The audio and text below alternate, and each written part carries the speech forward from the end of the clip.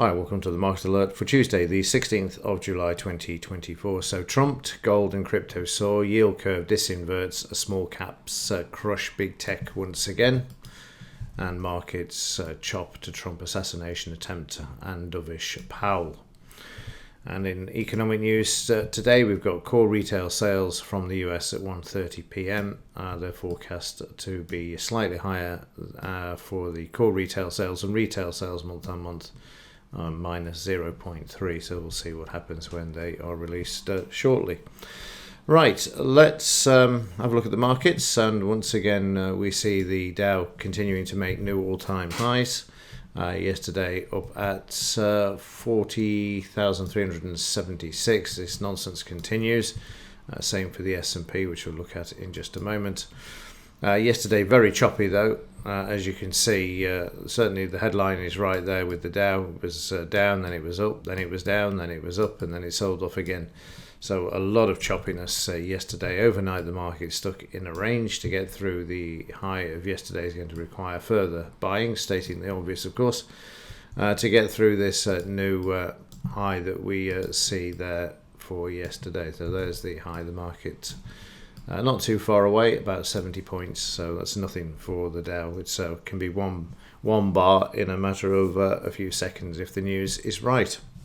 In the German DAX, different picture. Market down for yesterday. I don't know why, but the European markets are a lot softer for yesterday's trading session. And when you look at the 30-minute German DAX, you can see it's just heading one way to the downside there. Markets up yesterday in the first part of the session, but like I've just said, the market down for the remainder of the session and close to the lows as opposed to the Dow, which is close to the highs. So a bit of weakness there in the European markets. In the S&P 500, the market making another new all-time high at 56.67. So once again, the S&P all-time high. Again, it's becoming a bit repetitive, but that's what it's doing. 5, 6, 6, 7, yeah, certainly 6,000 seems to be on the cards, doesn't it, at some point for this market as it continues just to march ahead. It's staggering, frankly. There's the move in the electronic and cash, and then down late on in the afternoon or mid-morning for the Chicago market, then back up before the close, and again the high not too far off for this market. Meanwhile, in the UK, settling into this week, we see the schools closing and the markets sideways. So the next 6 weeks, summer holes, could see prices continuing sideways there. And in the 30-minute chart, we started off with some selling. We came back with some buying, and then the market ran out of steam at the DP. And then once we closed back below the 50, the 20 and the 5, the market down.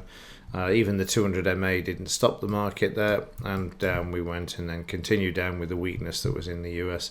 Not far off the low. Like I said earlier, weakness in Europe, and certainly strength in the US at the moment. Whether that's to do with the attempted assassination, I don't know.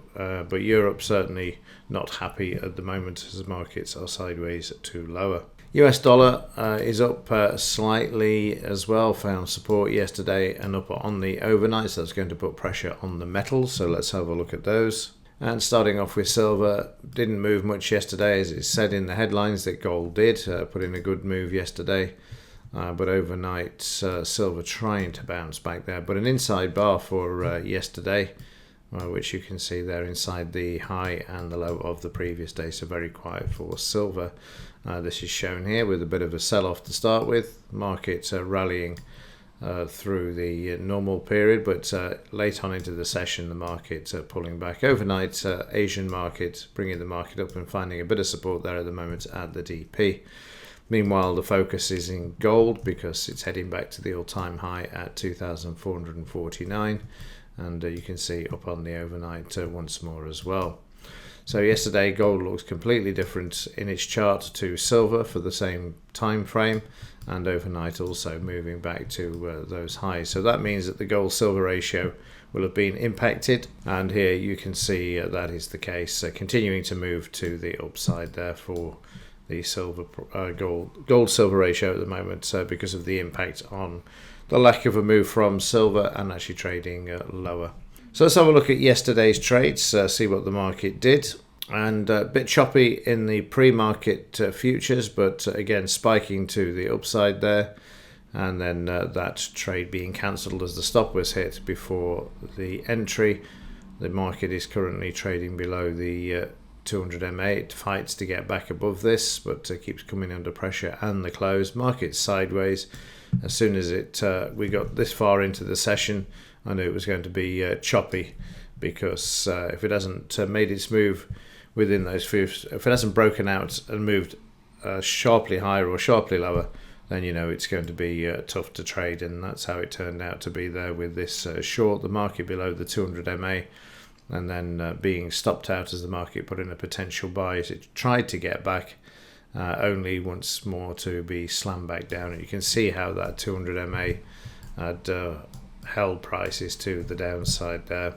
However, once the selling was out of the way, prices then reversed, and we managed to make our way up to the high that was made in the morning, or through the high, which you can see there, and then collecting profits on the trade there. Not a lot, but it helped to recover some of the losses that were made in the first two trades. And then for the rest of the time, the market was stuck in a range and go all the way through lunchtime to Powell. The market dropping 100 points actually throughout this period, which you can see there. Sorry, not Powell. Powell didn't speak until 5. The market's then sideways, waiting for the US to open, and continuing sideways. Then there's a potential buy signal. Market trading up to the 50 EMA. That becomes a barrier. Market, again, you can see how that, which is a barrier to prices. And then prices continuing sideways to lower after the potential buy signal that traded to the scalp. Again, just as note, the resistance there at the 50 EMA, got support there just below the psychological level, and then prices moving back up with the Dow there after the close of the German DAX afternoon session. And then Powell speaking there at 5 p.m. as prices came back down with the Dow there, where you can see again that the average is keeping the prices to the downside there before support came in at the S1 into the evening. So overnight, again, we've got a bit of weakness where the markets move lower, currently sideways. No major areas of support here unless it's in the daily charts. No, we're not near the low of yesterday. So that's, if we just squeeze the chart up, we can see there's the low for yesterday. So we may retest the low before attempting to try and move back to the upside. Looking at the daily, yeah, I mean, the trend is still up in this market. So yeah, the low would be very important here if it is retested during the opening salvo at 8 a.m. Right, that's it for this one. Not a lot else to report. So I've just thought about going back to silver. There is $3.78 difference between London and Shanghai as I'm recording, so that hasn't altered much at all. Right, that's it for this one. As I say, we're going into the summer hole, so the markets can become fairly quiet and sideways that time of year, but again, the S&P and the Dow don't seem to have a problem and continue to move to the upside. So with that, thanks for watching. See you in the next one.